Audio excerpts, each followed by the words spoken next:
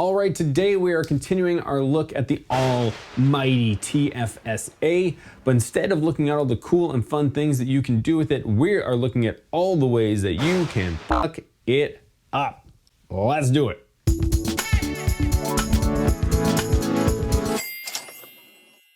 Hello everybody, my name is Max. I'm an accredited financial counselor operating out of Vancouver, British Columbia, Canada. Yeah. Wow, here we are in part 3 of the TFSA series. If the first 2 videos felt a little basic, man, we're getting into the weeds now.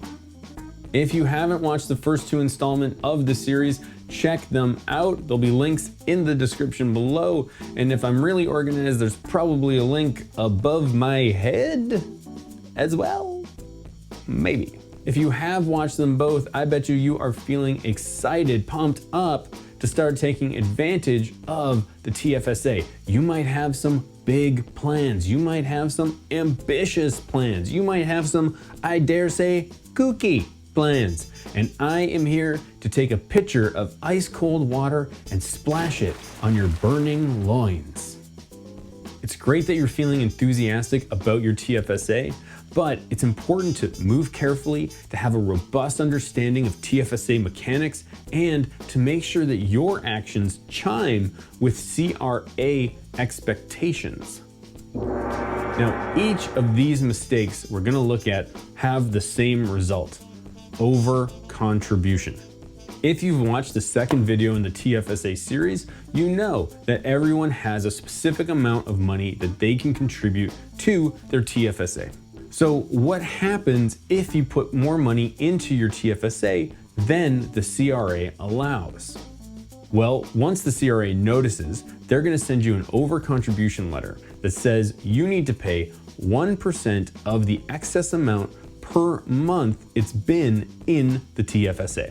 For example, let's say you exceed your contribution limit by $1,000. 2 months later, unprompted, you realize and move the $1,000 out of the TFSA. You can fully expect a letter from the CRA saying you owe 1% of $1,000 per month, or 20 bucks. Over contribute by $5,000 for 6 months, you'll owe $300. $12,000 by 8 months, $960. You get the idea. Now, some of you, wait. Do you feel that? There it is again. That is the feeling of a Max Mitchell Money superfan turning to the dark side. Max, if I can use my TFSA to earn more than 1%, why not just pay the penalty? We'll come out on top. I appreciate where you're coming from, but if you try to pull something like this, the CRA could hit you with an advantage tax, and that is 100% of the earnings in your TFSA, and that could be devastating to your long-term goals. It's not worth it. So over-contribution, bad. Purposefully over-contributing, bad. There's a lot more video left, but I want to take a moment to encourage you to subscribe and to hit that like button. When you do that, it tells YouTube that other people might find this video valuable. I also want to say thanks to everybody who's watching right now, to all my subscribers, and for commenting below. I really appreciate it, and it helps motivate me to keep making content. So thanks so much. Back to the video. Now, sometimes over-contributions are purely innocent mistakes. Here are the most common misconceptions that lead to over-contribution. Let's keep this simple and say this year we're turning 18. Could you imagine? The things I would do. You've got a grand total of $6,000 worth of TFSA contribution room. A great aunt you never knew passes away and leaves you 18 grand. Nice.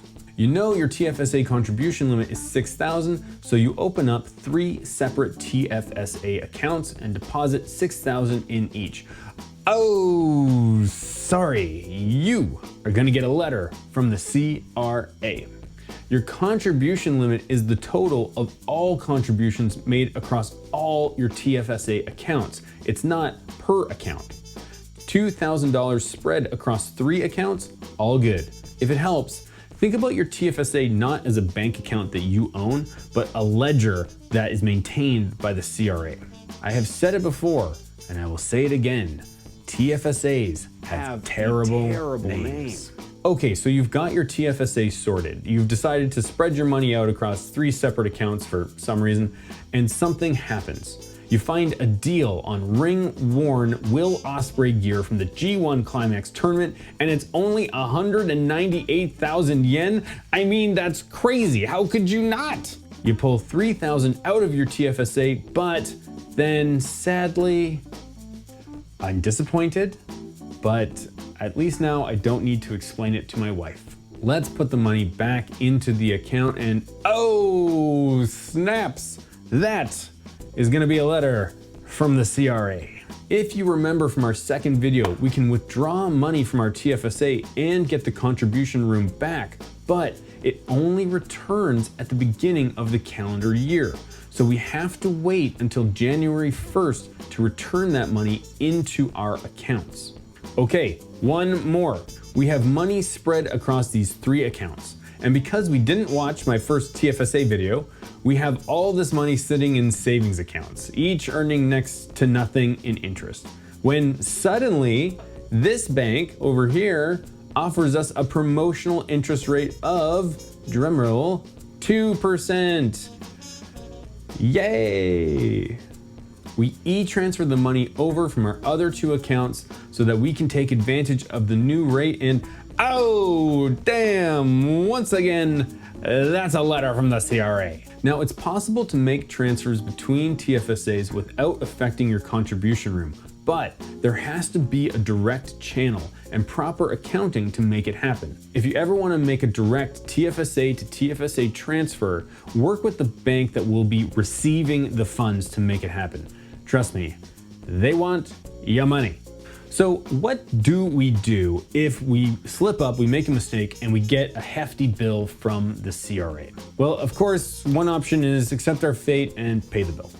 But if the mistake was truly innocent, you can always submit an appeal to the CRA. You are going to need to make a case for yourself, and you're really only going to have one shot at it. You're not opening a back and forth conversation with the CRA here. You're going to submit an argument and hope that you can sway them. Make your argument as clear as possible. If English or French is not your first language, get some help writing it. It might not seem fair, but this sort of thing does matter. Provide supporting documentation.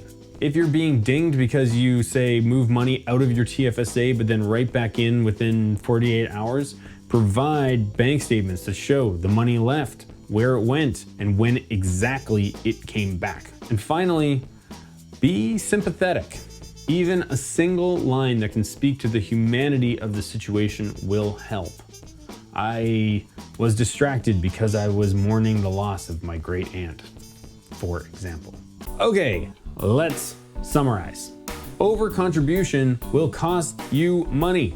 1% of the over-contributed amount per month that it's in your TFSA. Contribution limits are for your total TFSA, not for individual accounts. If you withdraw money from your TFSA, you have to wait until January 1st before recontributing that same amount. Direct transfers between TFSA are possible, but require the bank's assistance. If you wing it, you could cost yourself. And if you make a mistake, you can appeal. But take the appeal seriously because you only get one shot. All right, that's it for me. Thank you so much for watching. I sincerely appreciate all the support. If you need one-on-one coaching, check out my website, maxmitchellmoney.com. Let's work together, for God's sakes. That's it for me. Thank you so much. Subscribe, like, blah, blah, blah, all that sort of stuff. Check out my website, blah, blah, blah, blah, blah. Peace.